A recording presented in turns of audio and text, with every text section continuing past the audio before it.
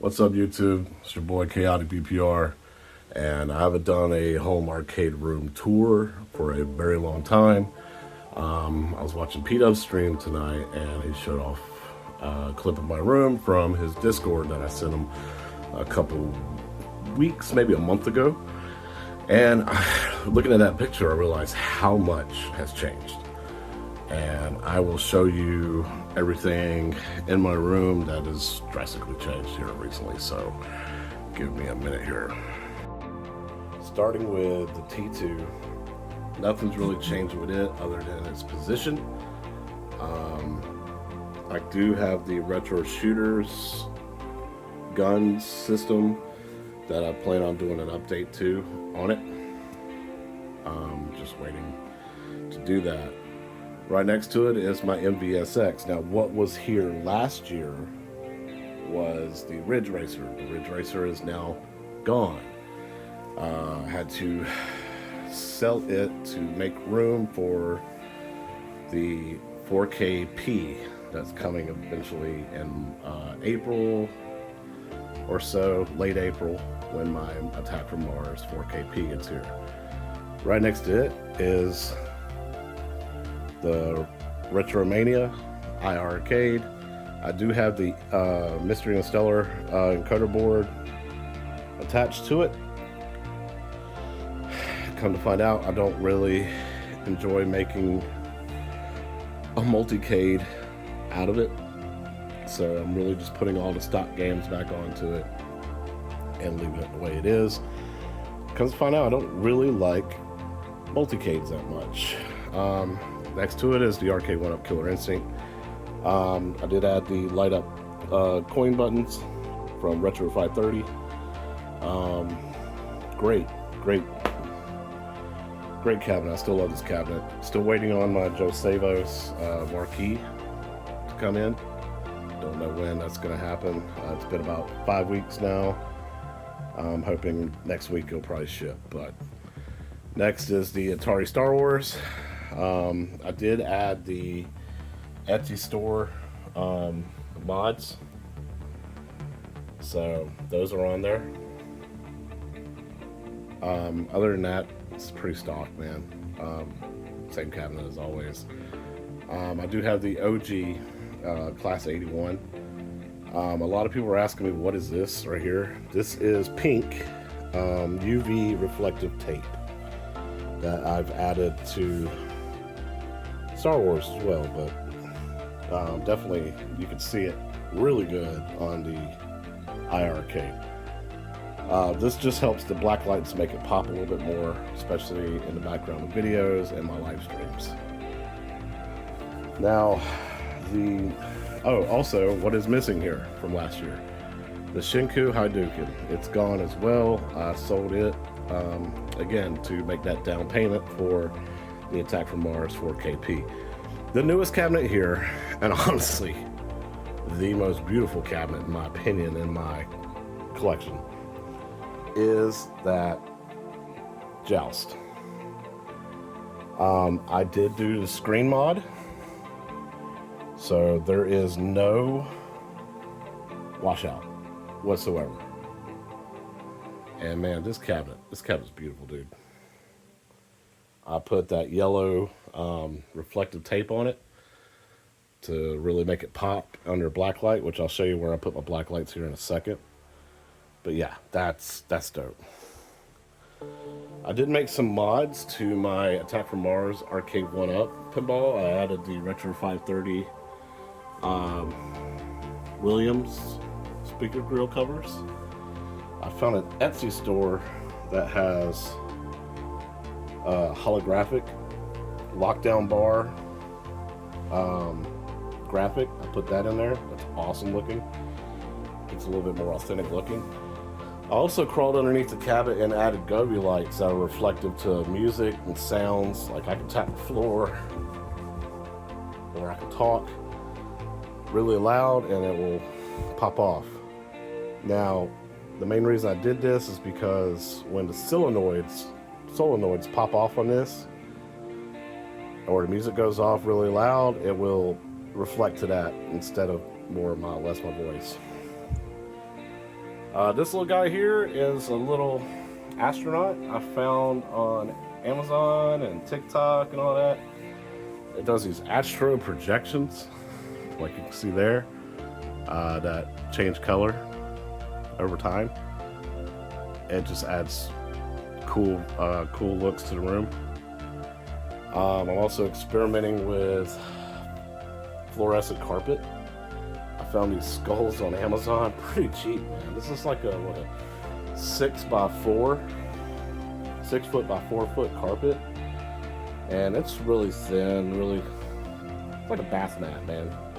But it's cool. I like it. It really pops. So I'm experimenting with that. Plan on getting some more, just to have different looks.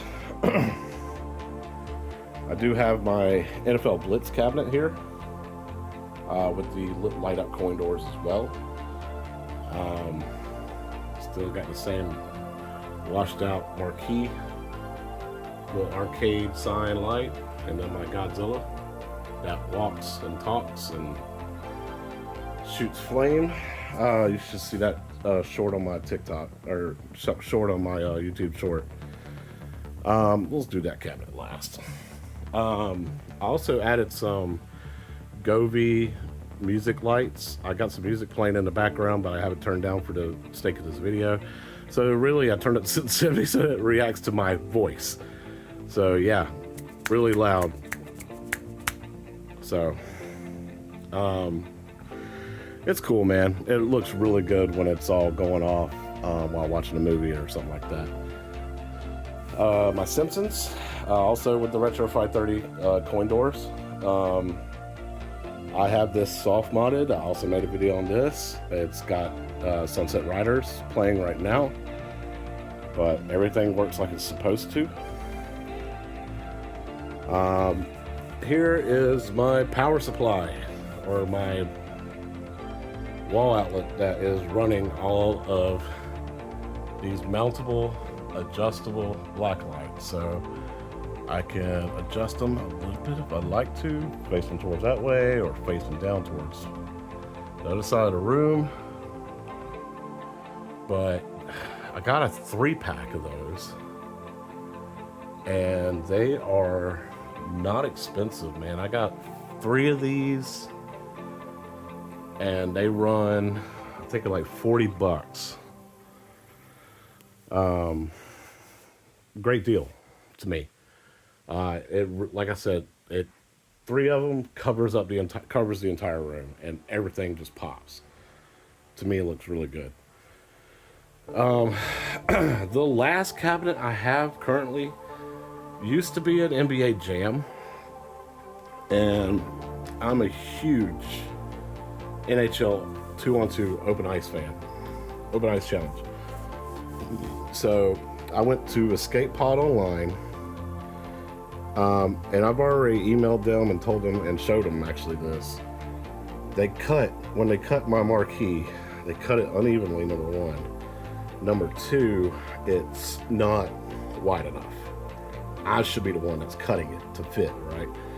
They didn't cut it right. It's not big enough, so they're gonna ship me another one. The second thing that they're gonna ship me is the monitor bezel. They did not have mine in order for some reason. I did do the control panel and got new buttons and sticks. Now, Arcade Accurate is white for turbo, red for shoot, and blue for pass. The rest of these are for other games. But I did that so that I could tell somebody who's actually playing, like, hey man, what's shoot? It's a red button. Just like the actual arcade. So I did do Retro 530's actual coin door and added it. They are push button, but I don't have it hooked up to put a coin in yet. Only because I'm still waiting on my second joystick, which broke, or is missing the little C E-clip. The E-clip is what they call it. It's missing the E-clip. But look at that side art, the riser art.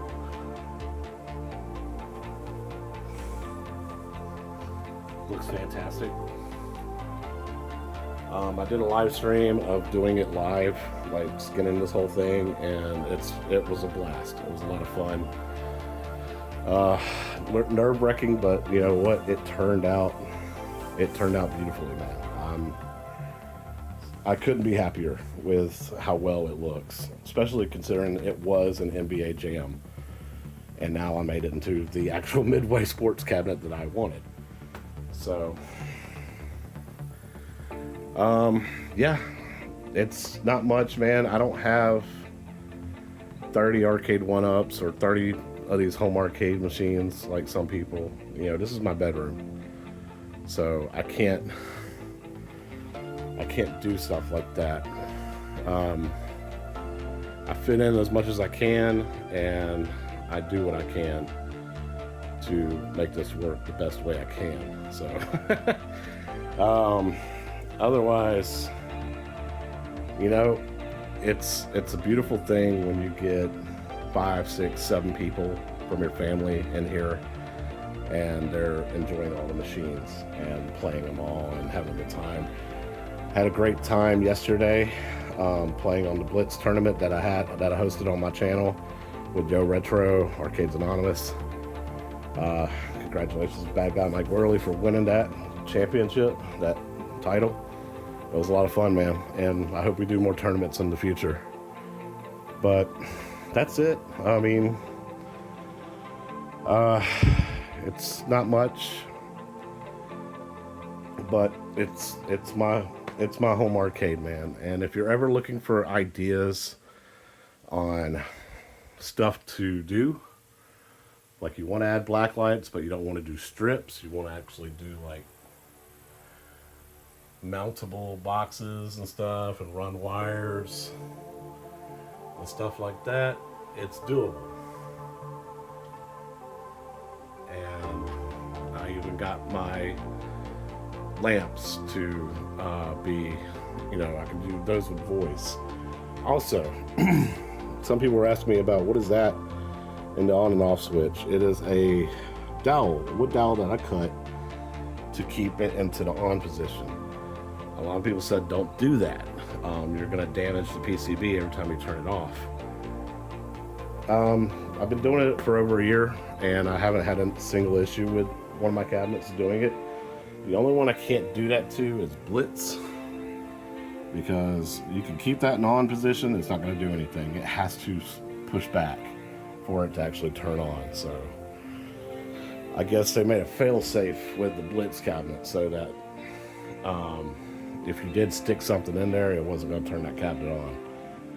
But I got it in my Killer Instinct, doesn't mess up. I got it in my Mrs. Pac-Man Class 81. It's been like that over a year. I turn them on and off every day with voice, and nothing bad happens. I even got it in my T2, and nothing ever bad happens. Now, maybe jinxing myself and something bad's going to happen to it eventually, but hey, it's been over a year. I think it's going to be okay. But yeah, man, hit the like button if you like it. Hit the subscribe button if you want to see more.